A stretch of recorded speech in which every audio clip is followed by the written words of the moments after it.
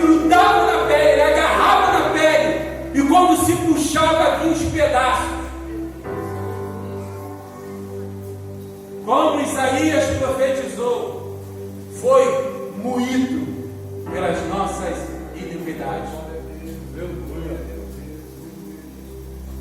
Pegaram uma coroa de espinho, acredita-se que nessa coroa de espinho havia 150 espinhos, e cravaram no crânio de Jesus, perfurando o seu crânio.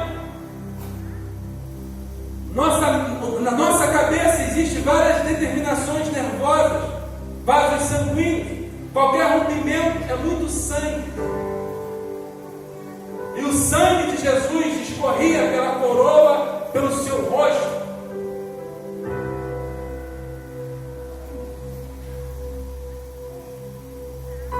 Pegaram Jesus e deram a ele uma cruz.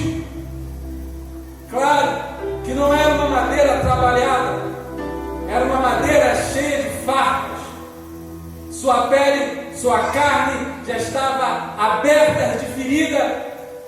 E ao carregar aquela cruz pelas ruas cheias de pedras de Jerusalém, cada vez que Jesus tropeçava naquelas pedras, aquela madeira corria sobre o seu ombro, e as farpas vinham rasgando a ferida do seu corpo, e Jesus suportando tudo isso, porque ele sabia que tinha um propósito para tudo isso. Jesus sabia que isso fazia parte de um projeto. Não havia outro caminho, não havia outra solução, porque Jesus já havia dito: Pai, se for possível, se tiver outro caminho, passe de mim esse cálice. Ele iria beber o cálice da ira de Deus, que era meu e seu. Ele tomou o cálice da ira. Não havia outro caminho a não ser esse.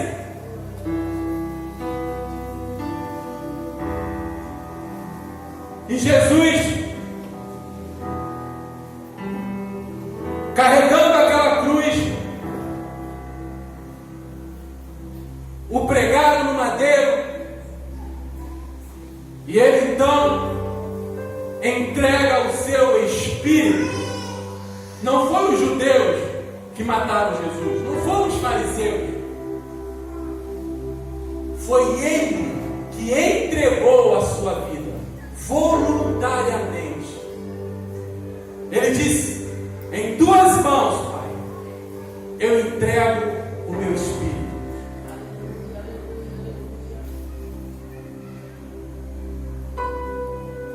E os romanos, para testificar que ele havia morrido, pegam uma lança e fura Jesus. Todo o sangue vaza por aquele buraco onde foi feito esse furo. Todo o sangue foi dado por essa obra. Toda a vida foi dada por essa obra. E Jesus então morre.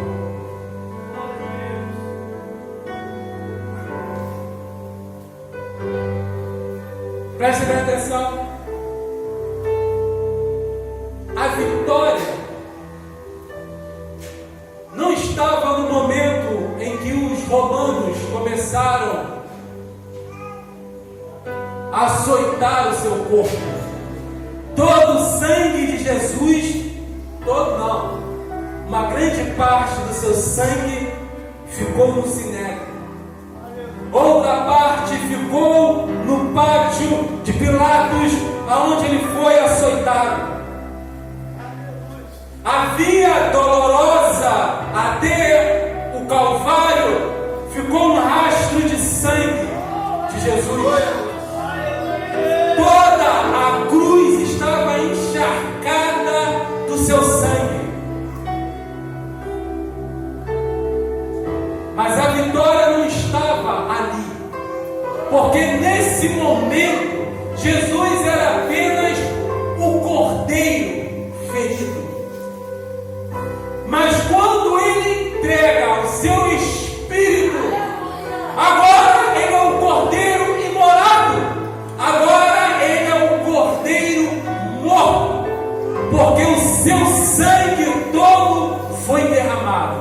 E é aí que está a nossa vitória. Sabe por quê? Porque através desse sangue é que somos conectados novamente com o Pai. Abra sua Bíblia comigo em Hebreus capítulo 10, no versículo 19. Pode colocar ali, por gentileza. Tendo, pois, irmãos, ousadia para entrar no santuário pelo sangue de Jesus. Entrar no santuário pelo sangue de Jesus. É o sangue que me dá acesso à presença. É o sangue que me conecta novamente com o Pai. É pelo sangue que eu me relaciono com Deus. É pelo sangue que eu tenho acesso à presença. No Monte Horebe, Deus se manifestou com a sua presença numa sarça. No dia de Pentecoste, Ele veio pessoalmente à sua igreja, na pessoa do Espírito Santo. Por causa do sangue, eu tenho acesso à presença. É o sangue que me conecta à eternidade, me conecta ao eterno. Eu só posso me relacionar com Deus em espírito. E em espírito é só pelo sangue de Jesus. Êxodo capítulo 12, o versículo 23, você não precisa abrir, mas eu vou falar para você. Quando Deus iria libertar Israel do Egito, Deus mandou que eles sacrificassem um cordeiro. O sangue do cordeiro não podia ser derramado no chão. Não podia ser derramado no chão, porque o sangue derramado no chão, claro que isso é uma alegoria, mas ele clama por justiça. Porque quando Caim matou Abel, Deus disse para Caim: o sangue do teu irmão clama na terra, clama por justiça e por misericórdia. Por isso que o sangue de Jesus foi derramado na cruz do Calvário, porque Ele é a justiça.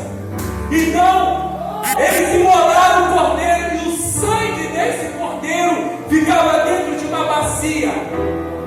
Eles guardaram esse sangue e ungiram os umbrais da porta do Egito, da sua casa, com o sangue do cordeiro. Esse sangue representava Cristo, porque o anjo da morte, gente, irmãos, o que Deus estava manifestando no Egito era a sua justiça, era o seu juízo sobre aquela nação ímpia, porque eles cultuavam a rã, cultuavam o rio, cultuavam a pulga, e Deus estava mostrando para eles: eu vou mostrar que eu sou o Deus que está acima de todas essas coisas. Quando Deus falou para Moisés: você vai dizer para Israel que eu sou o que enviou, eu sou o que eles precisam. Eu sou o Deus Todo-Poderoso no céu e na terra, e vou manifestar o meu braço no Egito, e serei glorificado no Egito. E o anjo, o juízo de Deus, passou no Egito, porque Deus estava fazendo justiça ao sangue dos hebreus que foram derramados no Egito, quando o faraó mandou matar todas as crianças até 2 anos. Todos os primogênitos dos hebreus foram mortos. Agora o juízo de Deus estava vindo sobre os egípcios. Os seus primogênitos iriam morrer. O juízo de Deus estava vindo. O anjo da morte ia coletar eles. E Deus manda passar o sangue do cordeiro nos umbrais da porta dos hebreus, porque quando o anjo da morte, o juízo, olhasse o sangue, não entraria naquela casa. Entenda que Deus não queria ver o que estavam fazendo dentro de casa. Deus não queria ver o que eles tinham dentro de casa. Deus queria ver o sangue. Deus não quer ver o que está no teu coração. Deus quer ver o sangue de Cristo na sua vida. O juízo de Deus vai vir.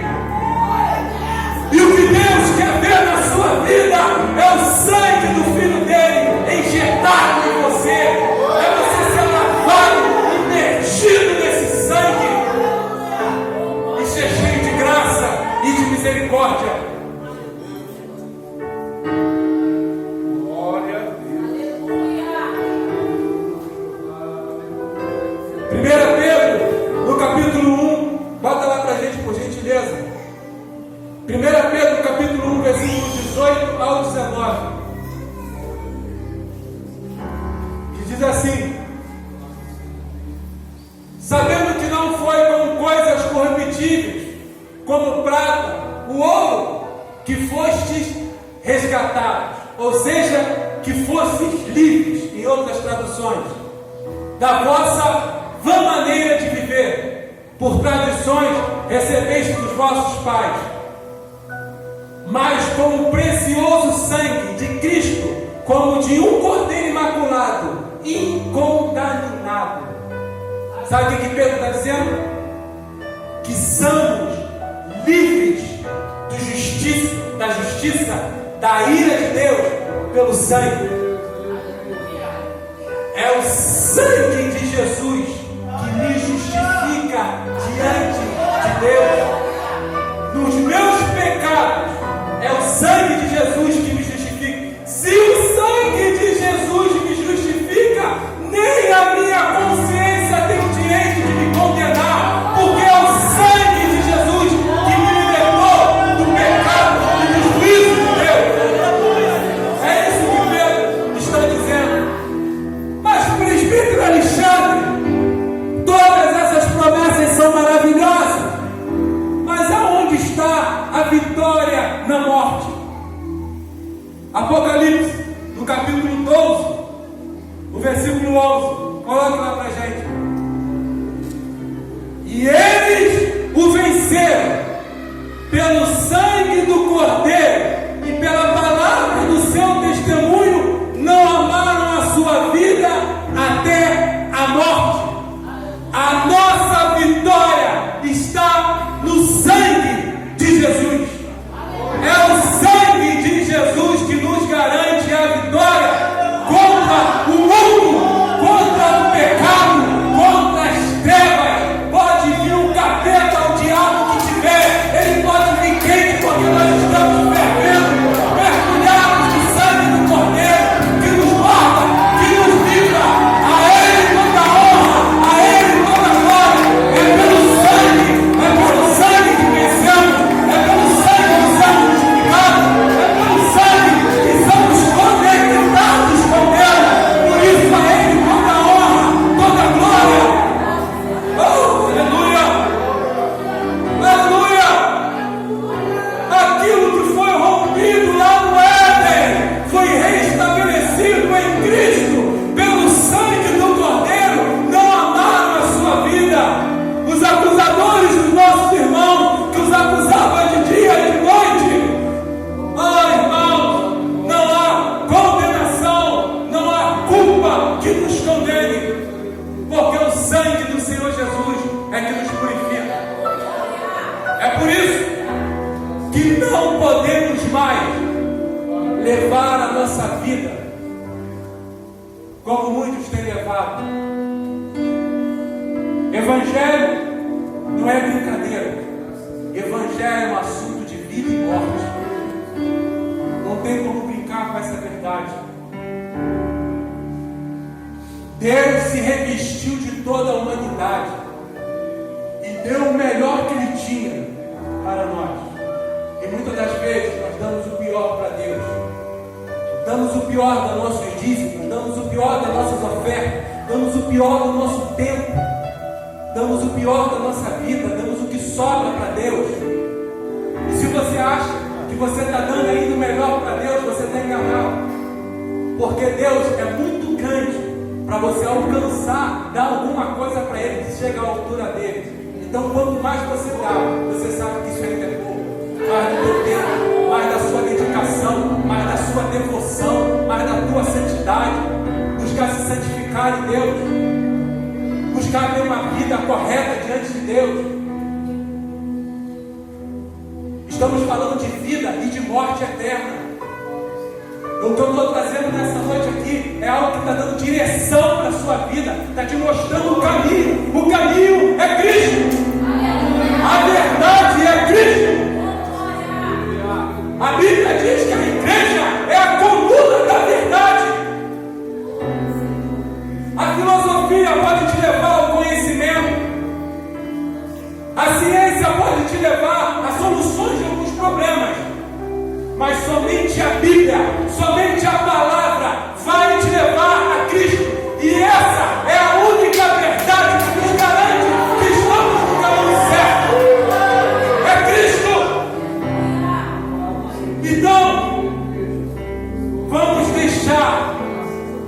ser coitados e sermos responsáveis com as nossas vidas diante de Deus.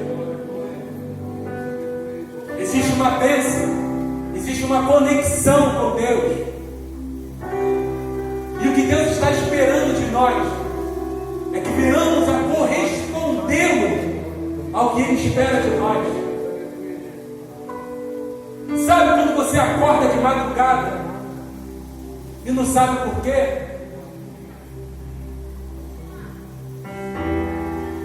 Muitas das vezes Deus está te chamando para a comunhão. Não estou falando de insônia, não estou falando de perda de sono.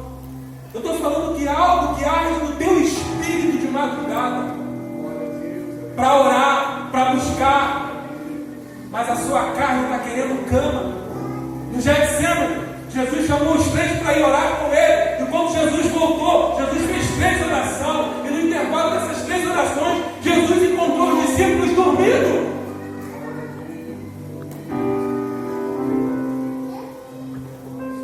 O próprio Senhor encontrou os discípulos dormindo.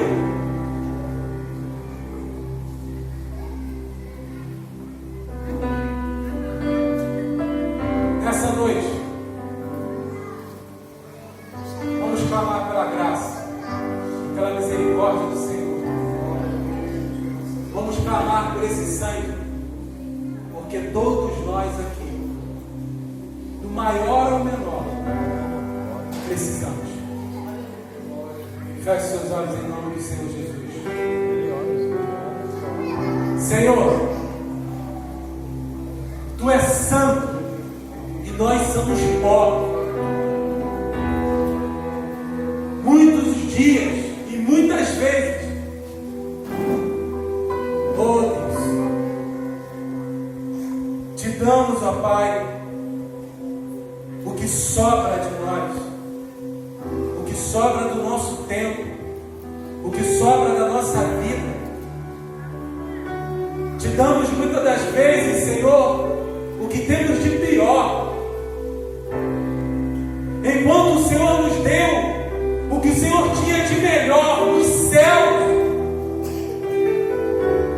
Oh Senhor Jesus, tenha misericórdia de nós, quando não correspondemos à Tua palavra, quando pensamos, quando falamos, quando as nossas atitudes não estão de acordo com aquilo que o Senhor nos ensina na Sua palavra. Estamos nessa noite diante de Ti, a clamar, a suplicar, a implorar pela Sua misericórdia, porque precisamos de Ti todos os dias. E ai de nós, se não for a Tua presença. Oh Espírito Santo de Deus, o que seria de nós sem a Tua presença? O que seria de nós sem a Tua palavra, sem a Tua direção? O que seria de nós se o Senhor não nos convencesse do pecado e da justiça pela Tua palavra? O que seria de nós se não fosse o Teu sangue a nosso favor? Perdoa-nos, ó Senhor. Perdoa as nossas atitudes. Perdoa muitas das vezes quando somos pequeninos, meninos, pensamos como criança, enquanto temos que amadurecer e crescer e prosseguir na fé. Perdoa-nos muitas das vezes, ó Deus, quando deixamos de ler a Sua palavra e buscamos outras coisas, buscamos os nossos interesses.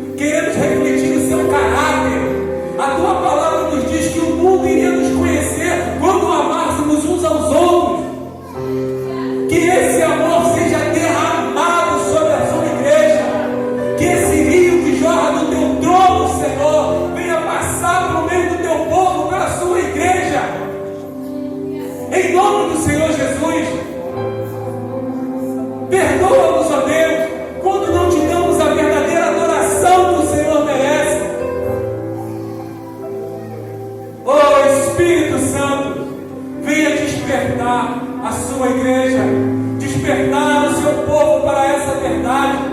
O teu tempo está próximo, a sua vida está próxima. Prepara a tua igreja, prepara a tua igreja para aquele grande dia, porque esse, Senhor, é o fruto do teu trabalho. E como o profeta Isaías profetizou que a sua alma se alegraria do fruto do seu trabalho, aqui está a sua herança, aqui está a sua promessa. Neste lugar, nos purifica, querendo ser imergidos no teu sangue, lavados e purificados pelo teu sangue, querendo ser santificados no teu sangue, na tua presença, em nome do Senhor Jesus. Ó Espírito Santo, e crendo pela fé no teu perdão, crendo pela fé que o Senhor nos dá e nos garante na tua palavra, é que nos alegramos na tua presença, te alegramos pelo seu amor, nos alegramos pela sua graça e pela sua misericórdia.